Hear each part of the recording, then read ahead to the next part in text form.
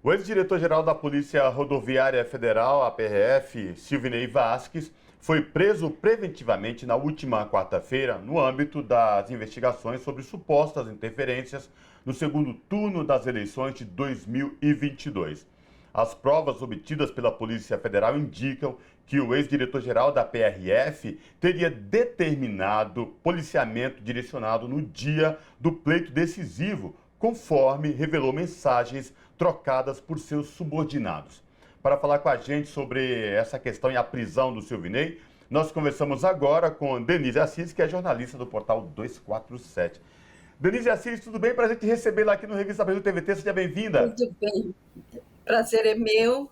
Quero cumprimentar a vocês, ao nosso querido público e agradecer o convite e essa oportunidade. Denise, vamos falar então tudo que envolve essa prisão preventiva aí de Silvinei Vasquez, ex-diretor-geral da Polícia Rodoviária Federal, que vem desde a eleição envolvido naquele caso daquelas blitz totalmente desproporcionais e principalmente onde o presidente Lula havia ganhado no primeiro turno e teve uma votação expressiva. Queria te ouvir esses desdobramentos aí com a prisão de Silvinei esta semana, Denise. Ótimo. Olha, essa prisão, embora ela tenha sido questionada por alguns juristas, ela é totalmente consequente e legal. Quer dizer, eu não tenho estudos jurídicos para afirmar do ponto de vista legal, mas ela foi tomada por um ministro do Supremo, né, Tribunal Federal, com todo o respaldo jurídico e principalmente um motivo que tem eco no corpo funcional.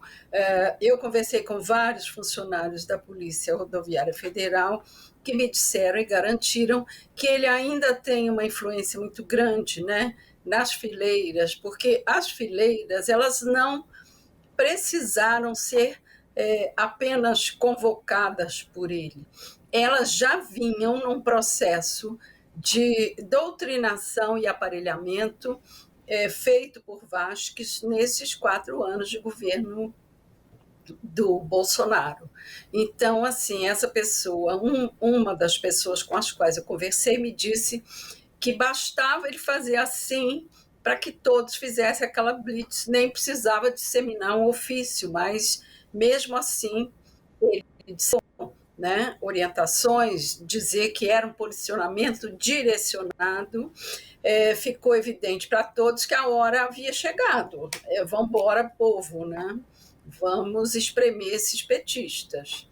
Então, foi mais ou menos assim. Ele, inclusive, já tinha respondido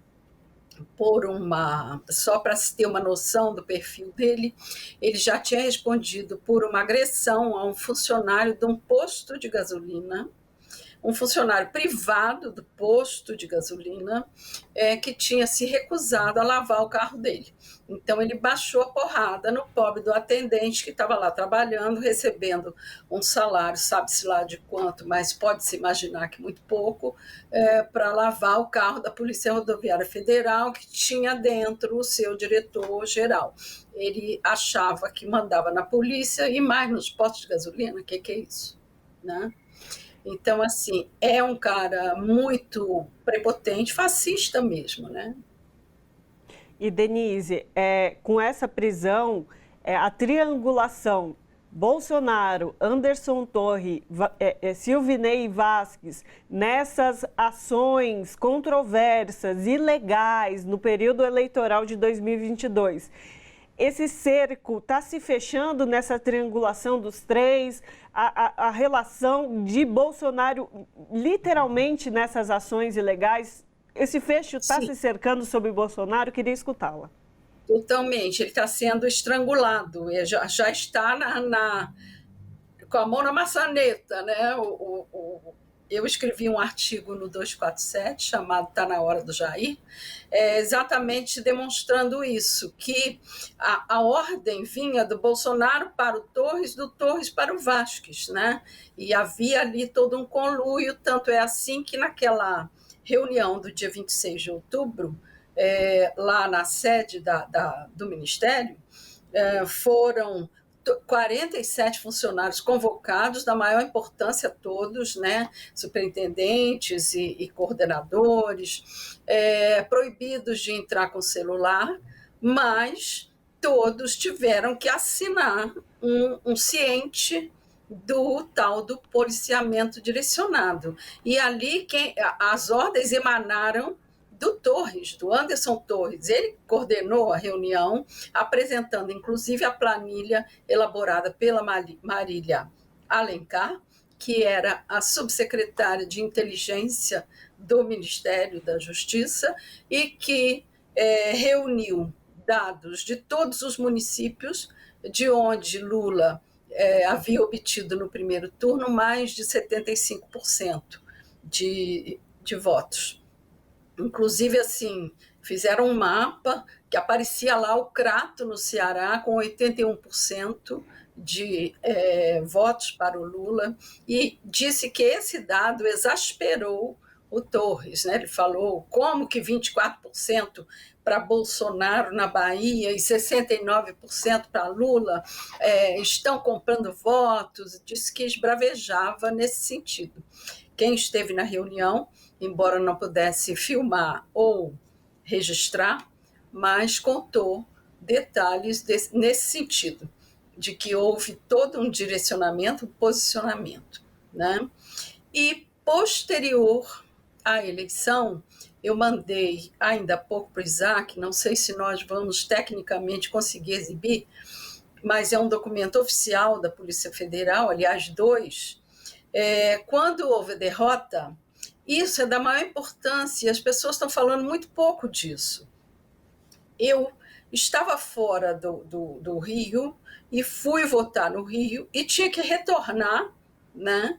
E no dia seguinte, no dia 31, eu não conseguia condução. A rodoviária tinha todos os ônibus cancelados, todas as saídas de ônibus canceladas, porque havia bloqueio em todas as rodovias. E esse bloqueio, esse documento que eu enviei para vocês, comprova isso, ele já estava sendo planejado. O Raul Seu, aliás, o Seu, que era um dos superintendentes da Polícia Rodoviária Federal, desculpa, não guardei o sobrenome dele, mas é o Seu, que era o superintendente em Santa Catarina, e era o homem do Vasques na coordenação dos superintendentes e na inteligência direta, com contato direto com a inteligência. Ele emitiu um ofício no dia 26, portanto, 6 dias antes do pleito, que já sabia que havia plano dos caminhoneiros e de alguns oficiais da reserva, enfim, aquele povo do verde e amarelo, se organizando para fechar as rodovias. Então, eles, temendo muita repercussão, muito barulho e tal, que era, na verdade, o plano, e temendo serem vistoriados, posto que haveria já passado o pleito, eles fizeram um ofício botando toda a Polícia Rodoviária de plantão, de prontidão, na verdade, né? Cancelando, inclusive, atestados médicos, todos teriam que estar para um chamado de emergência, porque haveria obstrução nas rodovias. Mas, ao que parece, eles receberam uma ordem de cima, porque horas depois eles emitem um ofício cancelando o estado de prontidão. Então, fica muito evidente que havia uma força além do Vasques emitindo esses comunicados e orquestrando essa operação. Isso, para mim, fica muito claro, não sei se para vocês também, mas fica muito evidente que houve aí um recuo no sentido de deixa pegar fogo, né? A ordem, só faltaram escrever isso no ofício, né? Mas era mais ou menos o que fica explícito aí. Nosso tempo está chegando ao fim, mas eu quero te fazer uma pergunta, porque o que fica evidente tentaram prejudicar o pleito e depois do pleito não se conformaram com o resultado das urnas, tentaram ainda prorrogar aquela com os bloqueios nas rodovias, Para além disso, Denise, no que a Ana Rosa acabou de falar sobre triangulação envolvendo Bolsonaro, Torres e Silvinei, na tua opinião, é possível que nos próximos dias ou semanas possa vir aí delações premiadas envolvendo ou Torres ou Silvinei Vasquez? Sim, talvez nem vá precisar de tanto, porque eu estava assistindo agora naquele canal aberto e poderoso, que estão vindo a público documentos do próprio celular do Mauro Cid, em que toda a transação das joias milionárias estão sendo explicitadas ali, no sentido de evadi-las para Miami e vender, né, num mercado paralelo e para além de todos os canais oficiais. E também esses funcionários que estão depondo na Polícia Federal, os 47, dentre eles, eu não imagino que vá haver uma unanimidade de proteção ao senhor Vasquez. Vai chegar um momento que, tal como o Adiel Alcântara, que já falou, né, que já confirmou que houve a reunião nesse tom, outros também falarão, eu acredito. Então, eu acho que não só o cerco, a união entre Torres e Vasquez está bastante evidente, como agora nós teremos o elo perdido lá, linkando ao Bolsonaro. Acho que, se por um lado ele não escapa da operação que tentou não só paralisar o pleito, os eleitores, a chegada dos eleitores ao pleito, como depois obstruir as estradas numa rebelião terrorista, agora nós teremos muito evidente também a ligação dele com o Mauro Cid, joias e todo uma, digamos assim, uma operação ilegal de enriquecimento ilícito, né? Ilegal e ilícito é redundante. Mas, de toda forma, ficou entendida a intenção.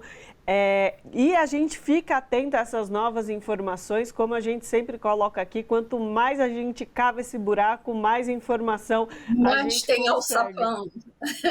Né? Exatamente. Não tem fundo. E que bom que a gente caminhe para demonstrar que nós estávamos o tempo todo alertas, cientes e certos, né? Porque não é uma perseguição pura e simples como fizeram com o presidente Lula.